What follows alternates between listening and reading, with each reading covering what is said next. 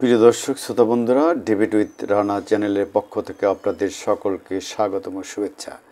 বন্ধুরা, মহাকালের গর্ভে হারিয়ে গেল ইংরেজি আরও একটি বছর।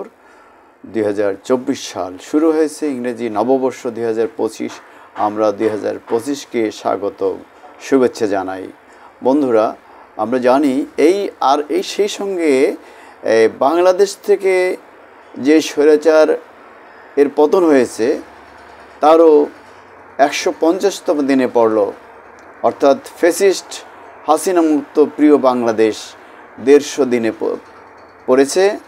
ছাত্র জনতার অভ্যুত্থানের মুখে গত 5 আগস্ট আমরা জানি সবাই ক্ষমতার মসনদ থেকে পদত্যাগ করে পালিয়ে ভারতে আশ্রয় নেয় শেখ হাসিনা।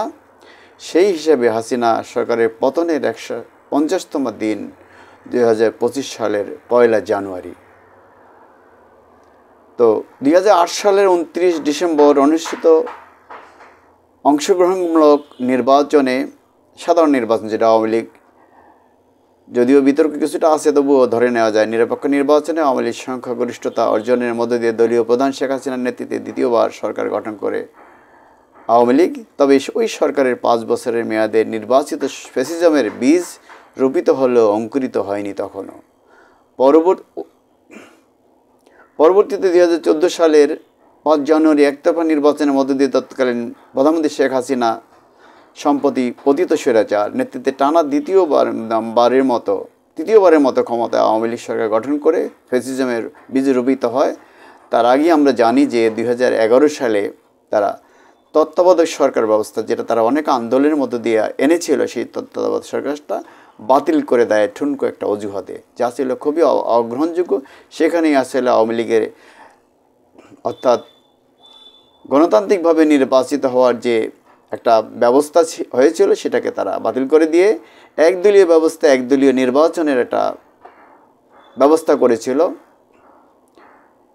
এই অঙ্কুর ধীরে ধীরে যেই স্বৈরাচারের বীজ অঙ্কুরিত হয়েছিল সেই অঙ্কুর ধীরে ধীরে বড় হতে থাকে। 2018 সালের 30 ডিসেম্বর রাতের ভোটে নির্বাচিত তথাকথিত গণতান্ত্রিক সরকারের 5 বছরের মেয়াদ ডালপালা গজিয়ে দেশে ফ্যাসিজমের পাকাপোক্ত হয়ে ওঠে। ওই সরকারের পুরোদমেই আইনের শাসনের পরিবর্তে দেশে কায়েম হয় আওয়ামী দলীয় শাসন। পরে 2024 সালে 7 জানুয়ারি আমিটামি নির্বাচনের মাধ্যমে শেখ হাসিনার নেতৃত্বে আওয়ামী লীগ টানা 4র্থবারের মতো সরকার গঠন করলে সব কিছুতেই ব্যাপার হয়ে ওঠে আওয়ামী লীগ। শেখ হাসিনা চিরস্থায়ী ক্ষমতার লোভ দেশের মানুষ, বিশেষ করে ছাত্র সমাজ ভালোভাবে নিতে পারেনি।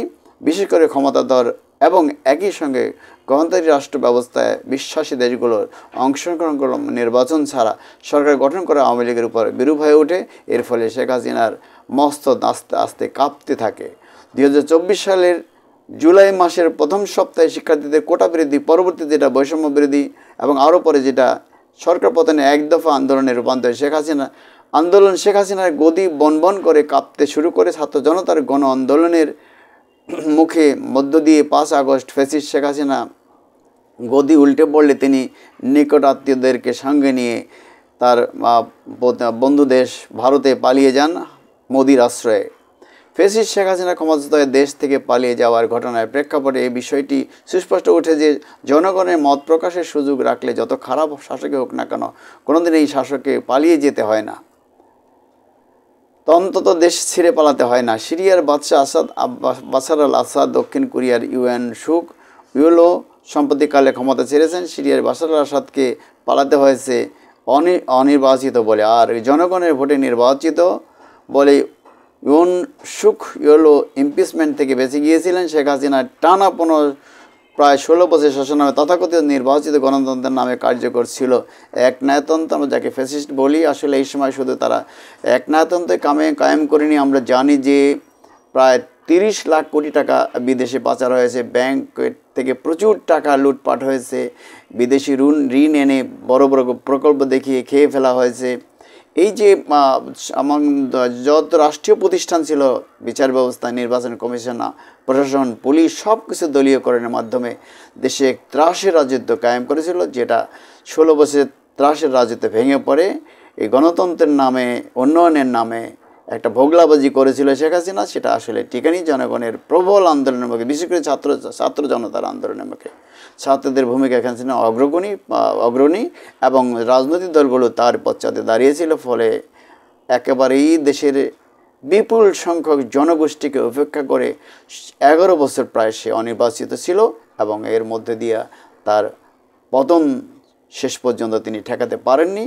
তিনি প্রায় সব কিছু ফেলে, সকল নেতাকর্মী প্রিয় আপনজনদেরকে ফেলে অল্প কিছু সংখ্যক লোকজনকে, তার বোনকে সঙ্গে নিয়ে তিনি হেলিকপ্টারে চড়ে ভারতে পালিয়ে যান। এক নির্মম ইতিহাস। তার গ্রাফিতি, ঘৃণা গ্রাফিতি ঢাকা বিশ্ববিদ্যালয়ের মেট্রো রেলের খুঁটিতে অঙ্কিত হয়েছে। বারবার দুষ্টচক্র মুছে ফেললেও ছাত্ররা আবারও সেই গ্রাফিতি অঙ্কন করে তাতে জুতা নিক্ষেপ করছে, প্রায় প্রতিদিনই জুতা নিক্ষেপ করছে। এবং আমরা জানি স্বৈরাচারের পতনের পরে সেখানে শেখ হাসিনার পিতা এবং যাকে বঙ্গবন্ধু উপাধি দেওয়া হয়েছিল সেই শেখ মুজিবের যে মূর্তি বিভিন্ন জায়গায় খুব শক্ত স্টিলের বা মজবুত সিমেন্টের মূর্তি বানানো হয়েছিল, সেই মূর্তিগুলিকে জনগণ, ক্ষিপ্ত ক্রুদ্ধ জনগণ কীভাবে ভেঙেছে, গণভবন ভেঙেছে, লুটপাট করেছে, 32 নম্বর ভেঙেছে, লুটপাট করেছে। এগুলো মানুষের আসলে তীব্র ঘৃণা এবং স্বৈরাচারের প্রতি তীব্র ঘৃণা এবং ক্ষোভ এবং লুটেরাদের প্রতি মানুষের ঘৃণার বহিঃপ্রকাশ ছিল। আমরা চাই যে ভবিষ্যতে আর কোনো একটা স্বৈরাচার ফিরে না আসুক দেশে এবং নতুন করে এদেশের মাটিতেই কোনো স্বৈরাচারের জন্ম না হোক। আমরা এগিয়ে যেতে চাই সাম্য, মৈত্রী, ভ্রাতৃত্ব, সম্প্রীতির একটা সুন্দর বাংলাদেশ আমরা দেখতে চাই, যেখানে গণতন্ত্র থাকবে, ভোটাধিকার থাকবে মানুষের, সংবাদপত্রের স্বাধীনতা থাকবে, মানুষের স্বাস্থ্য, চিকিৎসা, শিক্ষার নিশ্চয়তা থাকবে। আমরা এগিয়ে যেতে চাই সুন্দর একটি ভবিষ্যতের দিকে নববর্ষে। এটাই আমাদের হোক সকলের অঙ্গীকার এবং কামনা। খোদা হাফেজ। বাংলাদেশ জিন্দাবাদ।